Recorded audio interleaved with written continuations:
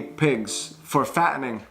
So that in that program within my budget, it's a lot of money. I think we're spending like I don't know. I think in total we spent like over 100,000 for the investment, and then I think we sold it for like 120 to 140K. So I made 20 to 40,000 pesos in profit because we were investing in other things at that point in time. It was a little tight in my pocket, so you know. But then again, if you have disposable income, if you have an extra $500 a month that you can just, you know, not care about, then that's an option for you. I mean, that's all on you.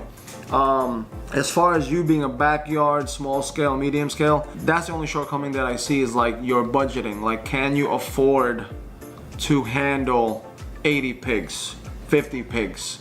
And then, you know, certain things you gotta do, precaution things to lessen your mortality rate, right? So, you know, like on my piggery, I mentioned it before, there's bamboo shutters to stop the, you know, certain winds or rains from coming in, because like I said, the only thing you have to be careful for is if one pig is sick, has diarrhea, and I hope your caretaker keeps an eye on this, you gotta alienate that pig, isolate that pig, take it out of the situation, because you don't know.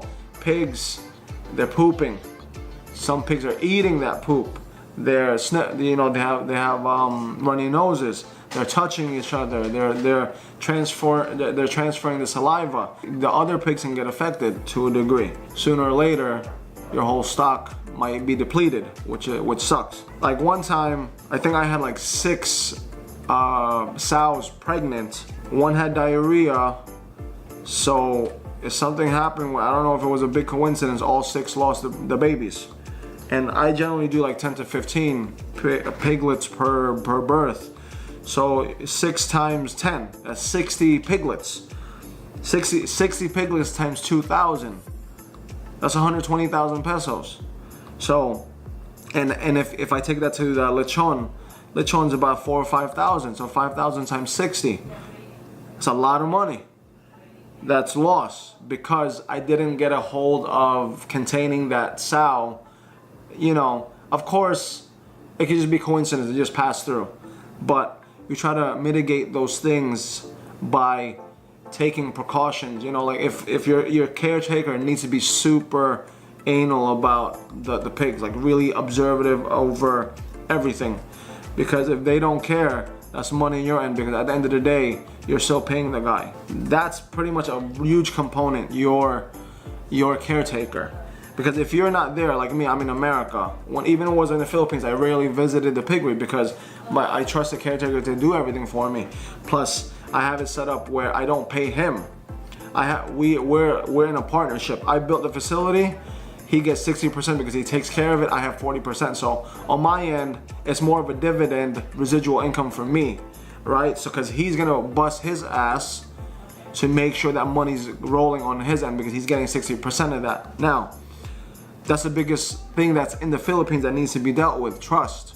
Because a lot of Filipinos don't trust other Filipinos. I don't know about you as foreigners. I like to give the benefit of the doubt. I like to start people at 100%, so you show me otherwise. You have to understand, it's not really the Filipino person's fault. It is their fault to a degree, but they have an impoverished mindset. They're going to do what they can to survive, and they're thinking in pennies, not in dollars, right? So if they can get something now, they don't care about later. You have to understand that mindset and their train of thought, right? Because like, they don't know when they're ever gonna have an up in life. So if for them it's like, oh, foreigners are gonna give me X amount of, you know, there's benefits and stuff, I'm just gonna take it for what it is. And then, you know, Filipinos sometimes they beside English is a segurista. They have to make sure that they're gonna get something, right? So, you know, a kilo here, a kilo there, you know, it's happened to me a few times. You know, I've had people slaughter my pigs, and then people tell me like, yo, he took like a kilo plus for himself without asking me, and I'm like, oh, okay, I gotta eat that because that's just part of the situation. You try to mitigate it by having trustworthy people oversee those things, and what I do is basically play a chess game with them where I'll ask somebody to watch somebody, and I'll ask another person to watch that person, and then that's kind of bad and good at the same time, because you're breeding you're breeding brown nosers to a degree, or sips. But either way, those are the things that I can come up with on the top of my head about the shortcomings or things that you can face in the piggery business. But then again, that can be easily dealt with in the chicken industry as well, if you're doing a poultry, because that poultry setup, the kookaroos, that's in an enclosed building, because they get sick very quick. Like, I'll give you the mortality levels of hardiness per animal, right? From my point of view, you have from weakest to strongest, like less hardy to the hardiest. The first one's gonna have to be, the chickens, the poultry chickens, right? And then you have the pigs. Then you have goats and cows are kind of on the same level. You can stick them out there. Generally speaking, you want goats to have a covered house they can go into, but cattle just hang out, man. They hang out. They're hardy, man. They last. You don't put them in an abusive situation, put them in like a nice area. They're pretty good. They just hang out there. I've seen cows die from like choking and stuff, but as far as just randomly getting sick, not really. You don't really hear stories about that. One of Ruby's cousins' cows died because he choked himself out, because it was more the caretaker's issue. He put it away. He put it around the tree where it kept going around the tree and it just hung itself.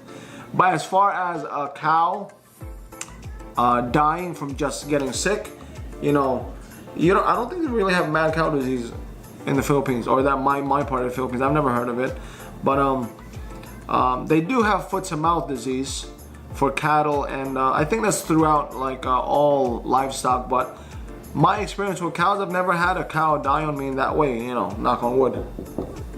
Goats, no issues as well. Pigs, mortality is an issue for me. You gotta really pamper them to a degree. Yes, you can breed the Duroc in there. But the more you breed for productivity, which is like the large whites or the land race, you're, to a degree, you look at it, you're diluting that Duroc, that blood. You're diluting that blood that's a little bit hardy, right? So you can switch up your breeding and stuff like that. But off the top of my head, that's all I can think about, Lance. I hope that helped you or somebody out there. If you have any more questions, let me know, because I'm here to help. I consider myself an amateur at this stuff. I've learned over the years through asking farmers, through observing. I go through seminars sometimes, but generally speaking, it's just me as an investor looking after my investment.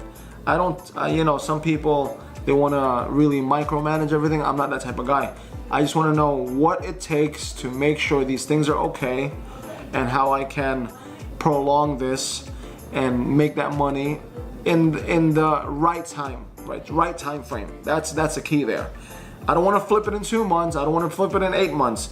Give me the right time frame where it's a good weight, to time ratio, where I can release it, and then I'll be okay. But let me close this out, because I can talk about this all day. Hope that helped you. If you have any other questions, more clarification, let me know. So this is Gil Silvergara, Do Make It a Life. Like the video, share the video, subscribe to the channel, hit that bell, and I'll see you next time. Take care.